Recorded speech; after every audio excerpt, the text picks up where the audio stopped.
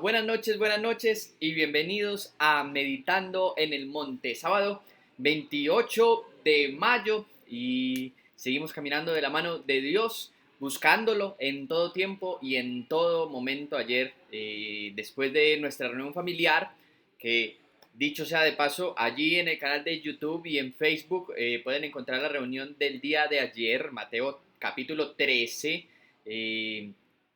Allí van a encontrar Mateo capítulo 13, la segunda parte, van a encontrar la primera parte, Mateo 13a, los primeros versículos, porque el capítulo de Mateo es largo, el capítulo 13, pero allí lo van a encontrar en YouTube y en Facebook. Y tuvimos, después de la reunión familiar, una pequeña vigilia, estuvimos orando, clamando a Dios por el día de mañana, para que finalmente sea Dios el que se manifieste con poder y con gloria, llevando a nuestro país según los propósitos de Dios.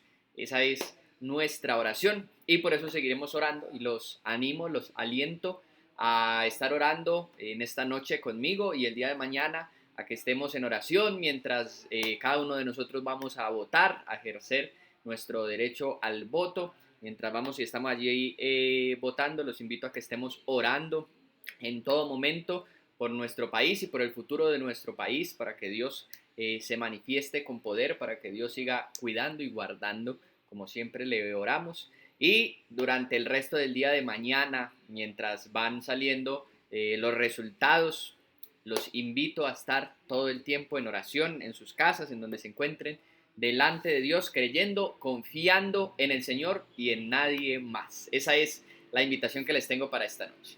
Vamos a orar por la palabra. Ahorita al final que oremos, volvemos a orar por Colombia y por el día de mañana, pero vamos a orar por la palabra y vamos a hacer la meditación que tenemos para esta noche. Señor, te damos gracias por una noche más, un día más, para acercarnos a ti, para meditar en tu palabra.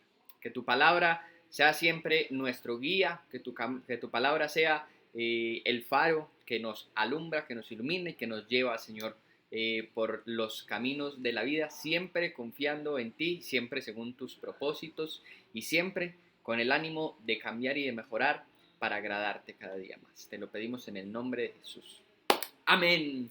Bueno, les tengo la historia de Jonás. Jonás capítulo 1. Jonás es un profeta supremamente especial. A mí me encanta porque Jonás es el profeta rebelde, el que Dios le dijo haz tal cosa, él dijo no quiero, se rebeló en contra de Dios. Y aún estando en contra de Dios, finalmente decide aceptar los propósitos de Dios. Pero lo que más me encanta de Jonás es que es el único profeta de la Biblia que tuvo 100% de éxito. Predicó y todos se convirtieron. El único, ningún otro profeta es tan exitoso como Jonás. Pero la historia de Jonás no empieza con ese éxito, empieza precisamente con la desobediencia de Jonás. Dios da palabra a Jonás y le dice, ve a Nínive, una ciudad que no hacía parte de Israel, un imperio en la época, paganos, y le dice, ve hasta allí porque ya su maldad llegó y vas a ir y predicar en Nínive. Pero vamos a empezar a leer a partir del versículo 3, capítulo 1 de Jonás. Jonás se fue, pero no a Nínive, sino en dirección a Tarsis, para huir del Señor.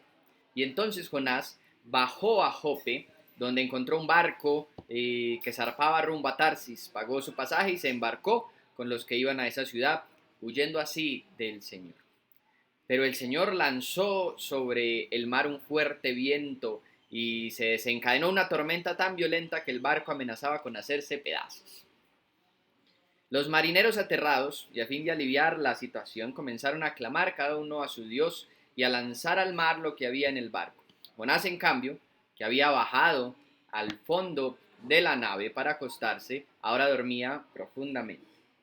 El capitán del barco se le acercó y le dijo, ¿cómo puedes estar durmiendo? Levántate, clama a tu Dios, quizás se fije en nosotros y no perezcamos.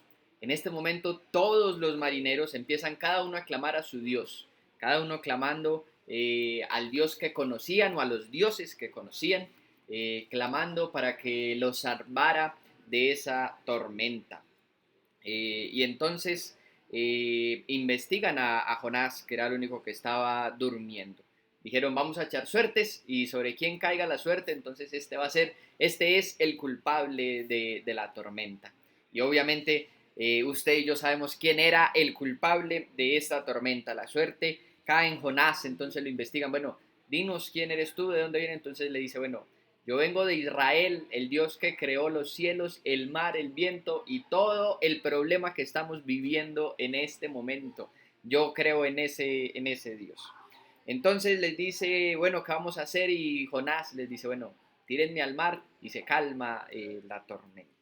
Ellos primeramente están en contra de la petición de Jonás, pero finalmente deciden tirarlo al mar y allí llega la famosa historia de Jonás que se lo traga un pez.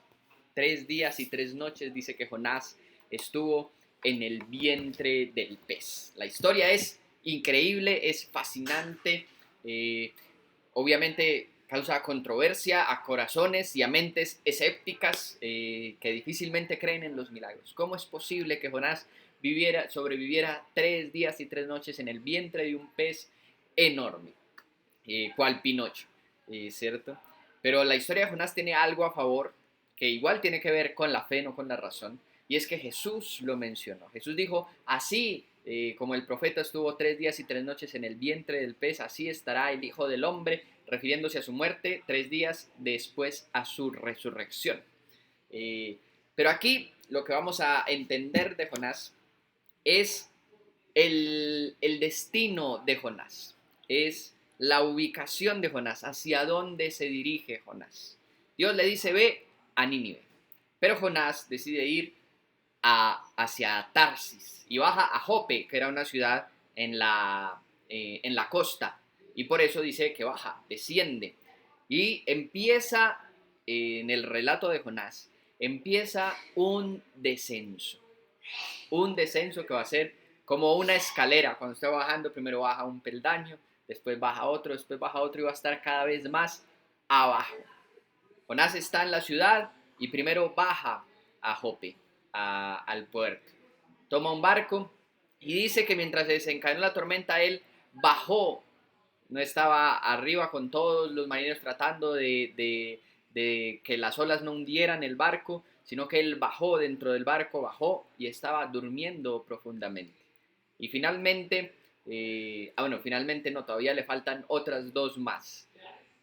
Después de bajar en el barco, cuando las suertes caen sobre él y se dan cuenta que es por culpa de él la tormenta, baja hacia el mar, es echado al mar. Y en el mar baja hacia el vientre del pez.